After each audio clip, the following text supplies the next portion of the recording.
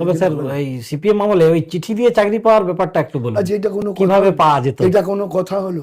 বলে চুরি কোথায় ছিল না বলুন তো? সত্য যুগে চুরি ছিল না? পার্টির ছেলেদেরকে চাকরি আচ্ছা, দেওয়া এই হতো। মহাভারতে পড়েননি? অশ্বত্থামা রণে হত ইতি যুধিষ্ঠির তো সত্যবাদী। কি বলছেন? এই রকম কথা বলা উচিত না। কেন উচিত না? না, দেখতে হবে যে এটা কি চিরকুট দিয়ে চাকরি। মানে আমরা যখন চাকরি করেছি তখন তো ডেকে চাকরি, চলো। তারপরে তখন অবশ্য একটা জনের দাম ছিল 2 টাকা, আর আমাকে স্কুলে দেয়া হতো 30 টাকা মাসে। মানে কারো বাড়িতে খাটতে গেলে সেখানে তেল, মুড়ি, বিড়ি, দক্তা, ভাত, মুড়ি সব খেয়ে 2 টাকা নিয়ে এসে মায়ের হাতে দিতাম, এই লাও মা 2 টাকা দিলাম। আর এই ঘরের ভাত, ঘরের মুড়ি, ঘরের বিড়ি, ঘরের তেল খেয়ে স্কুলে পড়াতে যেতাম, 30 টাকা দিত, মানে পার ডে 1 টাকা। পরিবর্তন হয়েছে বামফ্রন্টের আমলে, সেটা কথা নয়। তা এবারে স্যার দাসপুরের রাজনীতিতে আসি। না, এই শেষ করুন।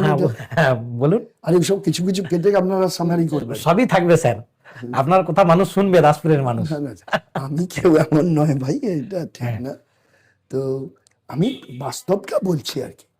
আমি যদি বলি বৃন্দাবনে সবাই সতী, একমাত্র রাধাই অসতী, ভুল বলা হবে। আমি যদি বলি আমার মতন সৎ এমএলএ, আমার মতন সৎ সিপিএম নেতা আর কোনোদিন জন্মায়নি, জন্মাবেও নি, আমি একা সর্বশ্রেষ্ঠ, আর মূর্খের মতো কথা হয়ে যাবে। ভুল আমারও ছিল। কিছু নেতিবাচক ঘটনা আমাদের দ্বারা ঘটতেও পারে, আমি সবটা খবর রাখতে পারিনি, কিন্তু ওটাটাই এটার মধ্যে দিয়ে চলে গেল। তাহলে এই এত জায়গায় জিতলো কি করে? এই নন্দনপুর, দাসপুর বিধানসভা, 2টো পঞ্চায়েত সমিতি, আর একটা পঞ্চায়েত আজ 30 বছর ধরে চালাচ্ছে। এটা ঠিক কথা না।